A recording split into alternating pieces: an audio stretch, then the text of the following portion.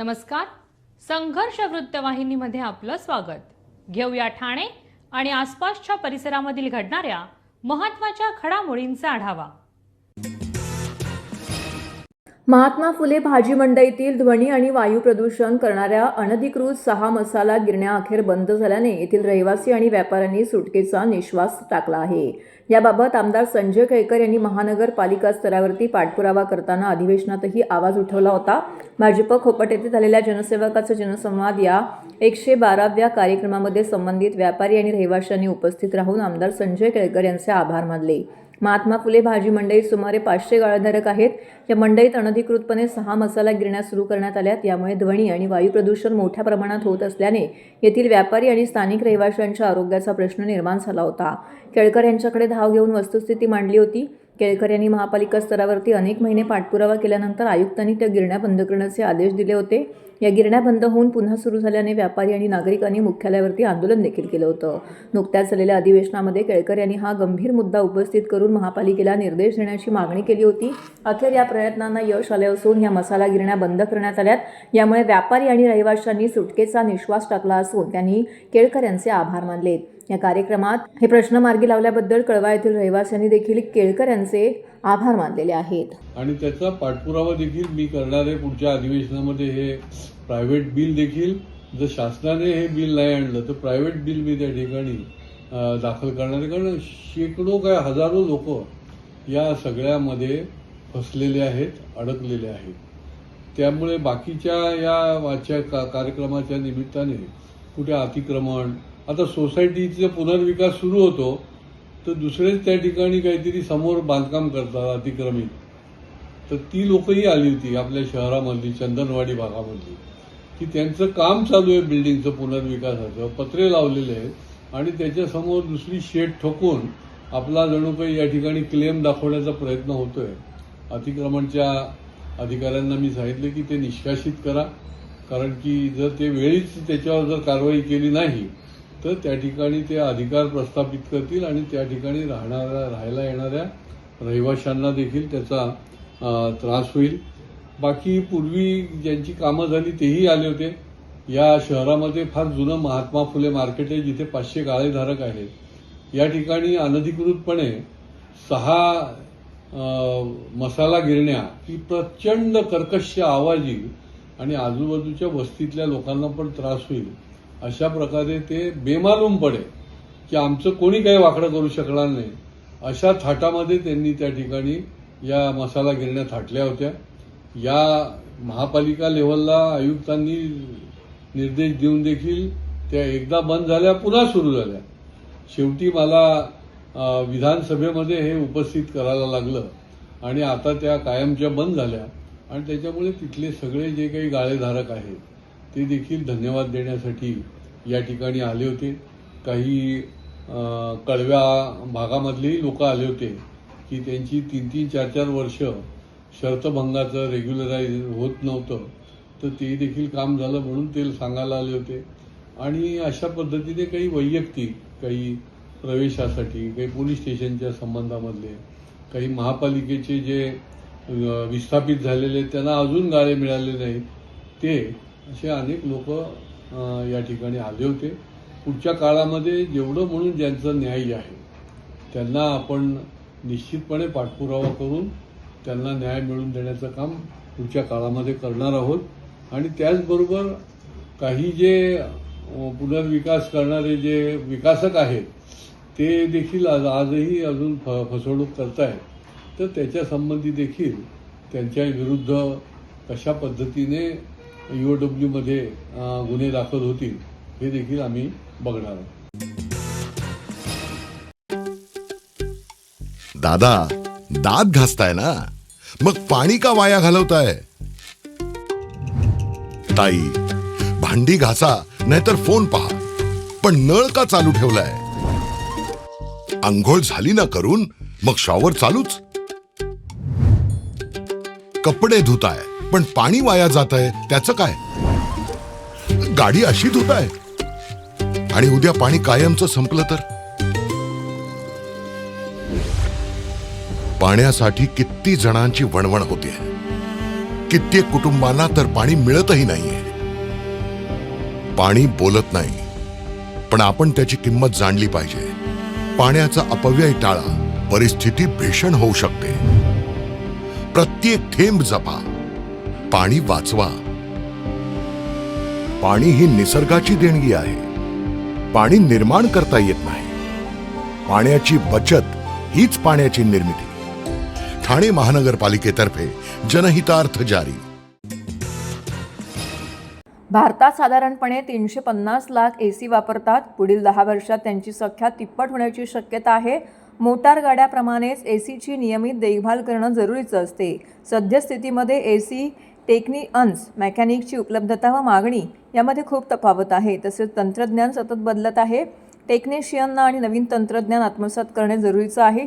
हीच गरज ओळखून ठाणे चॅप्टर आणि Rotary Club of Thane north यांच्या संयुक्तपणे AC टेक्निशियनसाठी अर्धा दिवसीय कार्यशाळा आयोजित केली होती. कार्यक्रमाचे उद्घाटन इशरे ठाणे चॅप्टरचे विद्यमान प्रेसिडेंट तेजस गावडे आणि Manoj Khati, Rotary Club of Thane नॉर्थचे प्रेसिडेंट श्रीमती निशा कपिला यांनी केले. अर्बन कंपनी, ITI आणि इतर 50पेक्षा जास्त टेक्निशियननी याचा लाभ घेतला आहे. पहिल्या सत्रामध्ये जितेंद्र भांबुरे, जे इशरे ठाणे चॅप्टरचे प्रेसिडेंट आणि रोटरी क्लब ऑफ ठाणे नॉर्थचे माजी प्रेसिडेंट यांनी घेतला आहे. AC इन्स्टॉल करताना व त्याची देखभाल करताना स्वतःची व रिपेअर करताना ॲक्सिडेंट एक्विडेंट होऊ नये म्हणून कशा प्रकारे काय दक्षता घ्यायची असते याचं मार्गदर्शन करण्यात आले. त्यांनी शॉर्ट सर्किट होऊ नये म्हणून काय करावे याची देखील माहिती दिली आहे. दुसऱ्या सत्रामध्ये सुमंत मथुरे, ज्यांचा ब्रेझिंग रॉड मॅन्युफॅक्चरिंगचा व्यवसाय आहे, त्यांनी ब्रेझिंग कसे करावे याची सखोल माहिती दिली आहे. योग्य रीतीने ब्रेझिंग केलं नाही तर गॅस गळती व ACचे आयुष्यमान कसे कमी होते याची माहिती दिली आहे. तिसऱ्या सत्रामध्ये Rahul Shah, manager west training, Johnson control, Hitachi यांनी basic of VRF, room AC आणि सॉफ्ट स्किलवरती मार्गदर्शन केले. अशा अनेक कार्यशाळांचं आयोजन या वर्षामध्ये करण्याचं ठरवलं होतं. सदर कार्यक्रम rotary Club of green city, rotary Club of lake city, rotary Club of Thane north यांनी ठाणे महानगरपालिकेच्या संयुक्त विद्यमाने निर्माण केलेल्या TMC शाळा क्रमांक 19 येथील रोटरी सेंटर येथे पार पाडले. मी जितेंद्र भांबुरे, R&Dचा हेड होतो ब्लू स्टार कंपनीमध्ये आणि तसंच मी इशरे ठाणे चॅप्टरचा फाउंडर प्रेसिडेंट होतो. त्याचबरोबर मी रोटरीमध्ये सुद्धा सक्रिय आहे आणि रोटरी क्लब ऑफ ठाणे नॉर्थचा पास्ट प्रेसिडेंट आहे. आजचा हा जो उपक्रम आणि वर्कशॉप केलेलं आहे ते आपण AC टेक्निशियन्सच्यासाठी केलेलं आहे. त्याचं कारण असं आहे की जसं ठाणे शहरामध्ये आज ACची डिमांड खूप वाढत चाललेली आहे आणि त्याच्या दृष्टीने आपल्याला पाहिजे तितके AC टेक्निशियन्स मिळत नाही आहेत. आजचा जे उपक्रम आहे त्याच्यामध्ये स्पेसिफिकली आपण सेफ्टी काय वापरायला पाहिजे आणि सेफ्टीचे प्रिकॉशन्स कशी घेतली पाहिजेत उपकरण बसवताना तसंच रिपेअर करताना आणि त्याचबरोबर ब्रेझिंग कसं करावं आणि त्यांना सॉफ्ट स्किल्स कसे करावं म्हणजे ते घरात आल्यावर त्यांनी वागावं कसं, बोलावं कसं, ह्याच्याबद्दल आपण अर्ध्या दिवसाचा ट्रेनिंग देणार आहोत. इशरे असे विविध उपक्रम करतात आणि आपण इशरे आणि रोटरी असे काही संयुक्त प्रोजेक्ट्स पण करतो. Hi, मैं निशा Kapila, President of Rotary Club of Thane North. This year, ours is a golden year, that is 50th year का President. Okay, today this project we are doing along with ISHRE, where Rotary Club of Thane North, Green City and Lake City.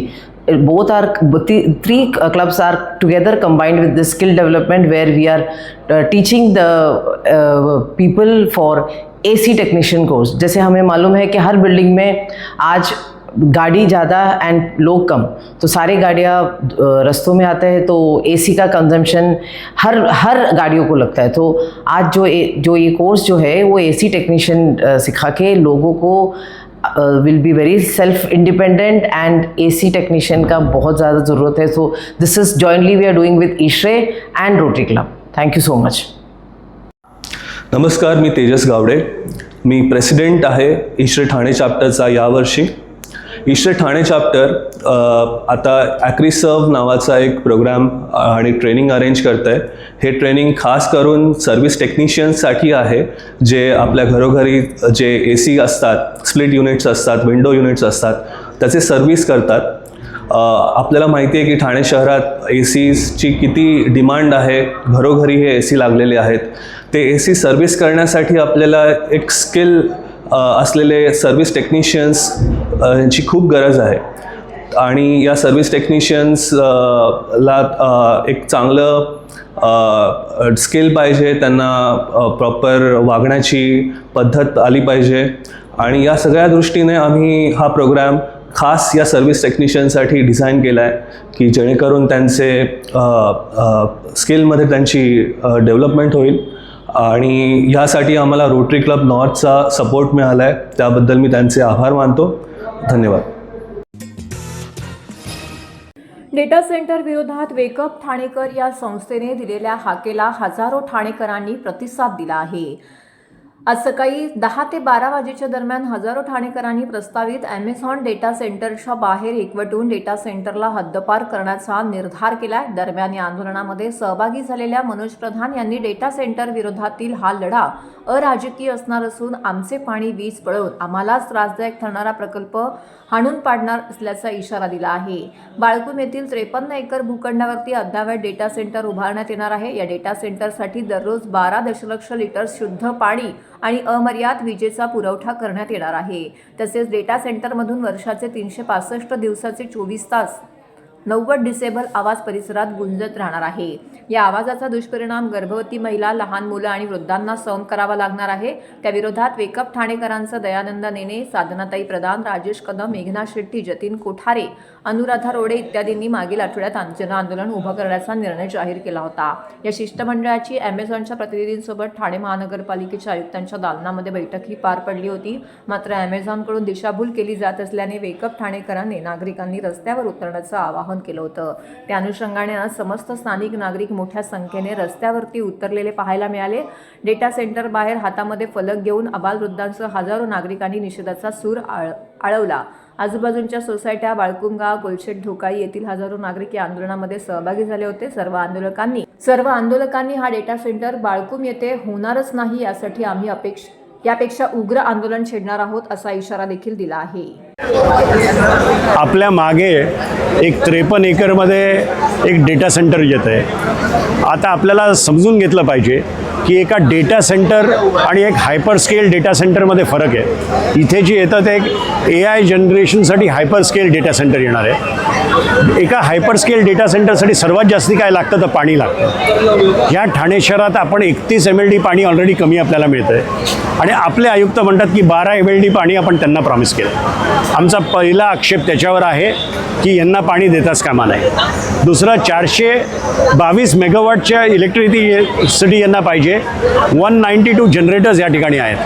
आमचा त्याला विरोध आहे. ह्याच्यामुळे आजूबाजूच्या 4-5 acre परिसरामध्ये उष्णता वाढणार आहे. त्याच्यामुळे आम्ही या सगळ्यांना विरोध करतायत. यांच्या फक्त 150 नोकऱ्या हे देणार आहेत असं ॲमेझॉन स्वतः सांगते. त्याच्यातही 100-125 तर फक्त सिक्युरिटीच्या आहेत. ह्या गोष्टीचा कुठेही फायदा ठाणेकरांना नाही. जे एक हमिंग साऊंड येणार आहे 365 दिवस 24 तास जे हमिंग साऊंड येणार आहे त्याच्याने लोक बेजार होणार आहेत. आजूबाजूला एकही फ्लॅट विकला नाही जाणार आणि जे राहत आहेत ते विकून निघून जातील. या सगळ्या गोष्टी ठाणेकरांनाही कळल्या पाहिजेत, जगभर कळल्या पाहिजेत. महाराष्ट्र गव्हर्नमेंटचे डोळे उघडले पाहिजेत की ह्याला जी परवानगी दिली 8/2006च्या टाउनशिप ॲक्ट खाली ते इमिजिएटली रिवोक करा. आमचं स्पेसिफिक म्हणणं असं आहे की स्टेट गव्हर्नमेंटनी रेग्युलेशन फॉर डेटा सेंटर्स बदलावं, नवीन लेजिस्लेशन आणावं आणि त्याच्या अनुषंगाने परवानगी द्यावी. बघा, सर्वात प्रथम आहे ना, राजकीय हे लेबल मीडिया आम्हाला लावते. तुम्ही आत्ता म्हणालात ना, आम्ही सामान्य ठाणेकरच आहोत, कारण जो त्रास इतर नागरिकांना होणार आहे त्याच त्रासात ना आम्हालाही जावं लागणार. इकडे डेटा सेंटर झाल्यानंतर अख्ख्या ठाण्याला जितकं पाणी लागतं त्याच्यापेक्षा जास्त पाणी एकटं डेटा सेंटर घेणार. अख्ख्या ठाण्याला जेवढी वीज लागते त्याच्यापेक्षा जास्त वीज यांचं हार्डवेअरसाठी वापरणार आहे ती लोक. डिझेल वापरणार आहे, त्यांनी वायू प्रदूषण होणार, ध्वनी प्रदूषण होणार, पाण्याचा नाश. तुम्ही बघताय मागेच हा प्लॉट आहे ना, तो 54 एकरचा आहे. मग आम्ही त्यांना तेच विचारतोय की तुम्ही आम्हाला जे विचारताय की तुम्ही विरोध का करता, तर आम्ही त्यांना विचारतो की तुम्ही का इन्सिस्ट करताय की एवढ्या भर वस्तीमध्ये तुम्हाला डेटा सेंटर सारखा एक एवढा राक्षसी प्रोजेक्ट आणायचा आहे. याच्या मागे कारण काय? Okay, I don't know why you want to rub Amazon's back. And if you want to rub, तुम्हाला जर त्यांना करायचं आहे by all means do it, you are welcome. But नागरिकांच्या जीवावर उठून काही करू नका, एवढंच आमचं म्हणणं आहे. आम्ही नाही सिस्टमच्या विरोधात आहोत, नाही ॲमेझॉनच्या विरोधात आहोत. रोजगार वगैरे काहीही मिळणार नाही आहेत, कारण हे अतिशय हायली स्किल्ड जॉब आहेत. त्याच्यामुळे ॲक्च्युअल जे जॉब जनरेशन होणार आहे ते खूपच कमी आहे. जी हानी होणार आहे त्या हानीच्या अनुषंगाने जर आपण बघितलं तर प्रपोर्शनेटली जॉब्स खूप कमी आहेत. फक्त सुरुवातीला त्यांना हजारो लोक स्किल्ड, सेमी स्किल्ड लोक लागतील, अनस्किल्ड लागतील जेव्हा डेटा सेंटर बनत असेल. म्हणजे बांधकाम मजूर इतकंच जॉबचं जनरेशन होणार आहे. त्याच्यानंतर त्यांना जॉब इकडून जास्ती देता येणार नाहीत. आणि आम्ही अजूनही सांगतो की आज एवढी लोकं जी उतरली आहेत, सामान्य लोक उतरली आहेत, सगळेजण त्याच्यात आहेत. आणि राजकारणी म्हणून आम्ही कशालाच विरोध करायचा नाही, हे जर असं कोणाचं म्हणणं असेल तर हे बरोबर नाही. Thank you madam. माझं नाव अनुराधा रोडे. मी इथे आज लोढा लक्झुरिया सोसायटीतून सेक्रेटरी म्हणून इथे आलेली आहे. हा जो डेटा सेंटर बनत आहे हा आमच्या सोसायटीच्या एक्झॅक्ट समोर त्या बाजूने आहे.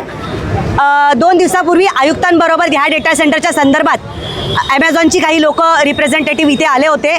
Wake up Thanekar, residents forum of Lodha, residents forum of BAPA, Claramount, Westgate, Luxuria, Casa Viva या सगळ्या सोसायटीचे रिप्रेझेंटेटिव्ह ऑफिस बेअरर्स जाऊन आयुक्तांना भेटले. आणि जेव्हा हे डिस्कशन चालू होतं तेव्हा त्यांना सगळ्यांना फक्त एकच प्रश्न होता की ना आम्ही गव्हर्नमेंटच्या विरोधात आहोत, ना आम्ही कुठल्याही डेव्हलपमेंटच्या विरोधात आहोत. जी डेव्हलपमेंट आमच्या देशामध्ये येते ती तुम्ही त्यांना आम्ही कुठल्याही CSRच्या विरोधात नाही आहे. पण हा जो डेटा सेंटर तुम्ही मिडल ऑफ ठाणे म्हणजे जो जागा तुम्ही निवडलेली आहे त्याच्या बाजूने लाखो लोक राहत आहेत सध्या. आणि ह्या लोकांचं आयुष्य पणाला तुम्ही लावताय. ऑलरेडी ठाण्यामध्ये भरपूर रिसोर्स क्रंच आहे. एकदा लाईट गेली तर एक ग्रीड निघून जातो.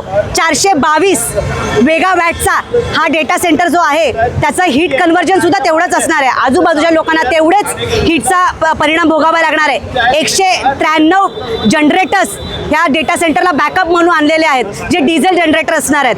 आणि त्यांची हीट जवळपास 80,000 AC जेव्हा लावलेले असतात तशा टाईपची हीट जनरेट होणार आहे. ते लोक सांगतात की आम्ही ह्या डेटा सेंटरसाठी पाणी वापरणार नाही आहे. पाणी नाही वापरणार तर तुम्ही एअर कूलंट वापरणार आहात. एअर कूलंट म्हणजे काय की एक प्रकारे लावलेला AC तुम्ही आत थंड होत आहे आणि बाहेर गरम होत आहे. हे आणि त्यांचा जो फेज 2चा जो ॲमेझॉनचा डेटा सेंटर इथे येतोय तो जवळपास 72 मीटर्सचा डेटा सेंटर आहे.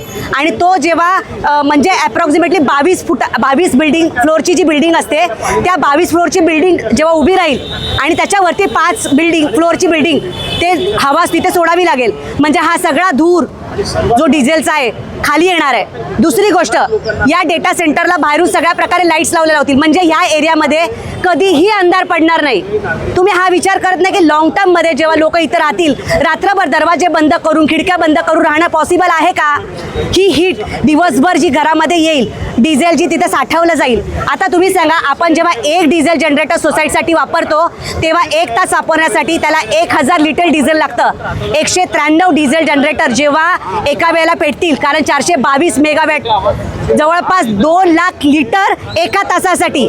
समजा 2 तासासाठी ब्लॅकआउट झाला तर 4 ते 5 लाख लिटर डिझेल इथे साठवलं जाईल. म्हणजे एक प्रकारे तुम्ही 0 मीटर बाळकुम गाव, हे जे बाळकुम गावाचे लोक जे आलेले आहेत त्यांच्यापासून 0 मीटरवर जवळपास 3 लाख लिटर डिझेल तिथे साठवलं जाणार आहे कंटिन्युअसली 24/7 इथून पुढे आयुष्यभर.